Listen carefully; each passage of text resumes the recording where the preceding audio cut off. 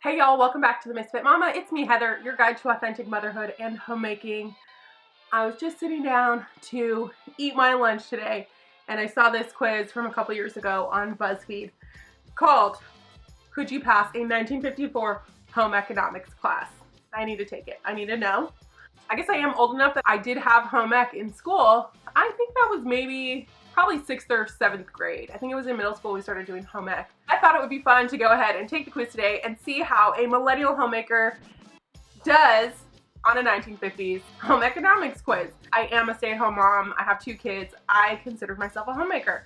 So home ec seems like the most appropriate class for me. This quiz is based off of a book called Experiences in Homemaking, which was written in 1954. Looks like there are 19 questions. I will leave a link to the quiz in the description below if you want to try this out, or you can just play along with me right now and we'll see how we do. First question is, what's the first thing you should do when you wake up in the morning? Make your bed, open your window, put on your robe, or brush your teeth? Okay. I'm gonna go with open your window. That's definitely not the first thing I do in the morning because my neighbors don't need to see that hot mess. Oh, it's correct! Open your window. Apparently the book says that before you go to breakfast, open your window. If you closed it when you got up and pull the covers back over the foot of the bed so they may air. Who knew you needed to air your covers? I'm clearly doing it wrong. Okay, question 2. How often should you wash your stockings? I think the real question should be, why are you wearing stockings? Every day when you take them off, every 2 to 3 wears, once per week, once per month. Okay, so every day kind of seems excessive, but this is also stockings are like on your feet, and I'm assuming you're wearing underwear with these stockings, so I'm gonna go every 2 to 3 wears. Oh my god, every day? Every day! Just don't wear stockings. According to the book, your stockings should be washed every day when you take them off. I mean, it makes sense from a hygiene perspective, but like, that's entirely too much. I gotta have multiple stockings for that situation to go down. Question 3. How often should you clean your toilet? Once a day? Twice a day? Once a week? Ooh, like once a week is not enough for a toilet, let's be honest. Twice a day seems excessive, so I'm gonna go with once a day. Correct! Once a day. The toilet should be washed daily with a strong soap, a long-handled brush, or cloth which may be burned afterwards. Wow, that escalated quickly. Question 4, how often should you wash your hair? Okay, well, this is gonna vary, depending on what kind of hair you got. We got a lot of different types of hair that need different things. I'm pretty sure this book was probably marketed to a very specific target market that probably didn't look a whole lot like me. Anyways, the options are once a day, every other day, once a week, twice a month. I mean, I'm trying to think about the 50s, okay? I feel like they had these like elaborate hairstyles that you don't want to be doing every single day, right? Maybe they go to the salon once a week or something like that. I don't know. I'm gonna go with once a week. Oh god, that was wrong. Twice a month! That's shocking to me. I mean, I don't see a problem with washing your hair twice a month, but I would have thought that a book like this would have suggested to do it more often. Question 5, how would you go about introducing your friend Gloria to your parents? So the options for this are, 1, Mother, I'd like to introduce you to Gloria Adams. Gloria, this is my mother. Father, I'd like to introduce you to Gloria Adams. Gloria, this is my father. That's option 1. Option 2, Mother, this is Gloria Adams. Father, I'd like to introduce you to Gloria Adams. Option 3, Mother and Father, this is Gloria Adams. Option 4, Gloria, I'd like to introduce you to my mother and father. I'm gonna go with the very first one. That seemed a little bit more formal. I feel like that's probably what they would be teaching the youth to do. Oh! So wrong. So wrong. It was the second one, which was, Mother, this is Gloria Adams. Father, I'd like to introduce you to Gloria Adams. Interesting. I wonder why. In making introductions, there are a few simple rules to remember. Men and boys are introduced to women and girls. Young people are introduced to older people of the same sex. So you present Gloria to your mother and present Gloria to your father. Yes, this is confusing as hell. I still don't even know what that means. So I'll just be like, Mom, Dad, Gloria. Now you know each other. Question 6. I feel like I'm gonna get this. This is a food question. I got this one in the bag. Which of the following foods should always be washed before you prepare it? 1, steak. 2, chicken. 3, eggs. 4, fish. Oh my God, I guarantee you whatever the answer is, the recommendation has fully changed in the last 50 years, for sure. Ooh, I feel like they used to say to wash chicken. Please don't wash your chicken, okay? It really does more harm than good. And you end up like just spreading salmonella all around your sink. But, you know, I'm gonna step off my soapbox and get back to the quiz. I'm gonna guess chicken. Ow! It was eggs. I never wash eggs first. Maybe they were getting like farm fresh eggs back then and you need to wash the dirt and stuff off. But I feel like the eggs that we get now are already cleaned. Plus I'm about to cook it, so. Question 7, true or false? You can use the same spoon to taste a food several times as you're preparing it. False. What? Oh man, they tricked me on this one. Okay, I was thinking like we're not double dipping around here. But this is what they said.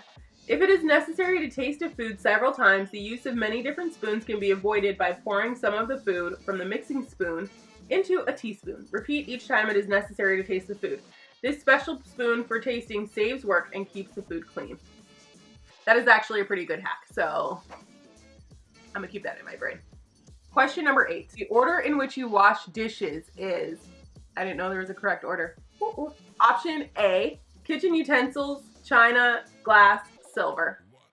Option B, kitchen utensils, glass, silver, china. Option C, glass, silver, china, kitchen utensils. Option D, silver, glass, china, kitchen utensils. Okay.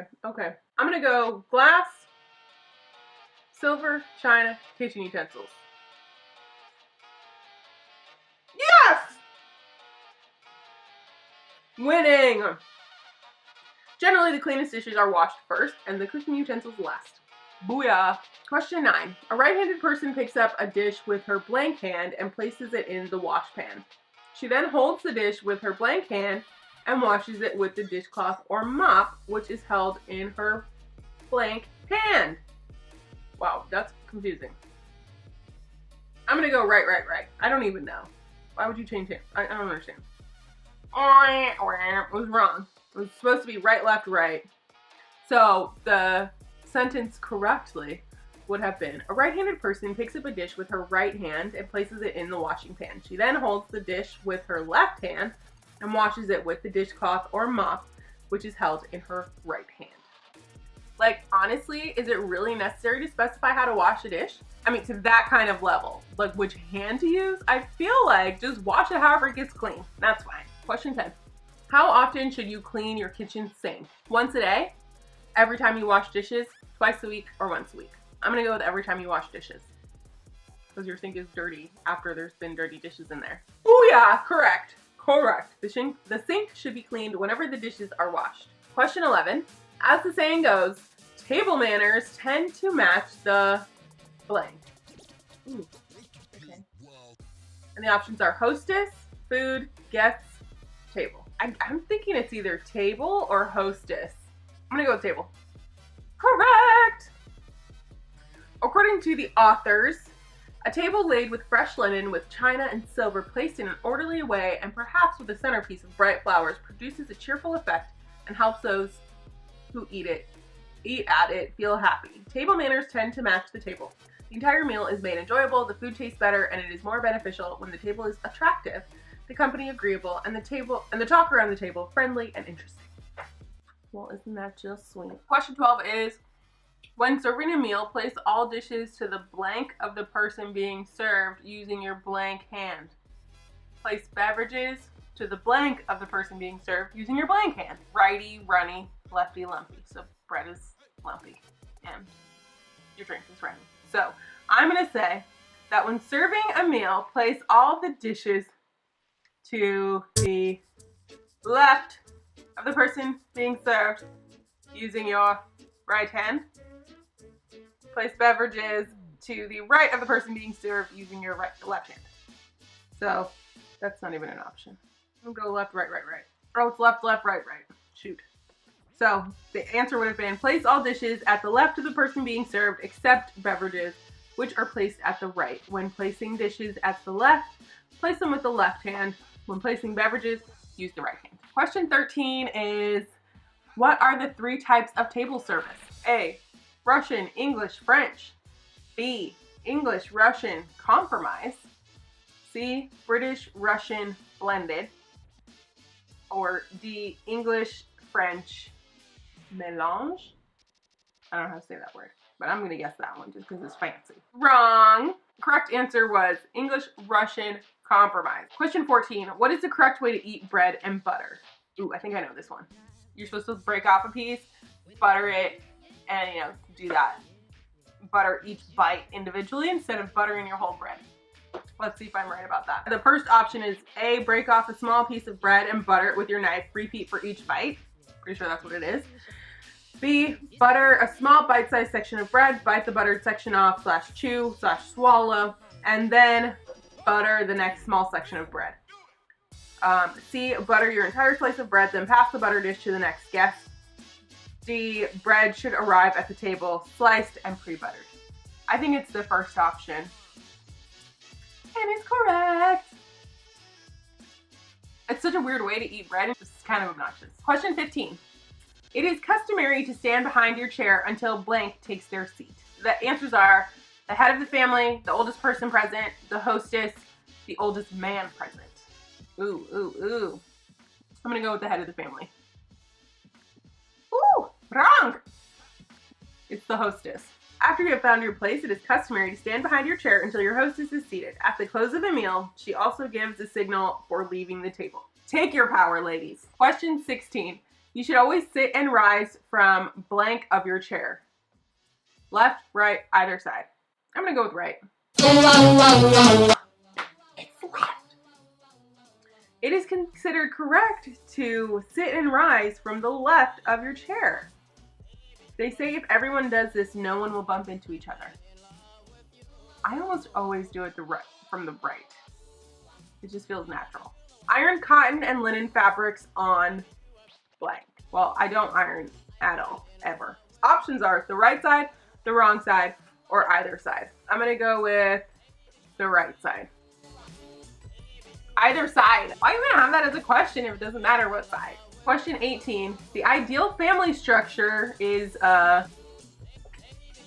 question's kind of problematic. Patriarchy or democracy are the options. Please, for the love of God, let the correct answer be a democracy. Ah! If it had been patriarchy, might have had to throw my iPad. This is the last question. Question 19. The work a mother does in the home is called A, labor income, B, emotional labor, C, a gift, D, a natural extension of her God-given talents. It's probably God-given talents. Yeah, you think women were made to be at home? Yeah, because they are great. Okay, clearly you and I need to have some more conversations about what men and women can do, because wow. I don't know. I feel like a gift is the right answer. From my perspective, all the work that I do in the home is a gift. Okay? I'm not getting paid for it. And everyone benefits from it. Of course it's wrong. And the chapter on budgeting explains that a mother's work is a form of income and asks, have you ever stopped to consider what it would cost if someone were paid to do the work your mother does about the house? When estimates have been made of what it would cost to pay other people for various tasks the mother does in caring for her home and family, it has been found that the mother's time is as valuable as the average father's time in terms of money.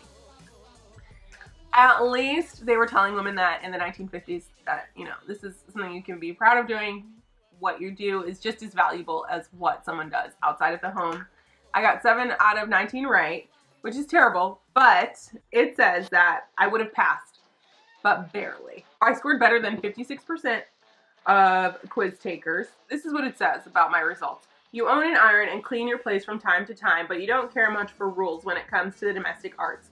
Keep studying and you may become a hostess with the mostest someday. I really don't care for the rules. I think a lot of these rules are super arbitrary and like we're set up for just to make people's lives difficult, it feels like. I mean, like who cares what hand I'm using to wash my dishes? What even are those different table surfaces? I don't know. A lot of this just seems unnecessary, and if you have been on my channel for a while, you know that I'm all about being your true, authentic self in your motherhood. A lot of these rules just seem like rules for no reason. I think the best way to be a homemaker and to be contributing to your home is to do it in a way that feels right for you and your family. And if that means that you get up from the table on the right side instead of the left, I don't think that's a big deal. So that's all I have for you guys today. If you want to take this quiz, I will leave the link to that below in the description. If you liked this video, be sure to hit the thumbs up. And don't forget to subscribe before you leave and hit the notification bell so that we can see each other again here on the internet. I will catch you in the next video. In the meantime, keep it real.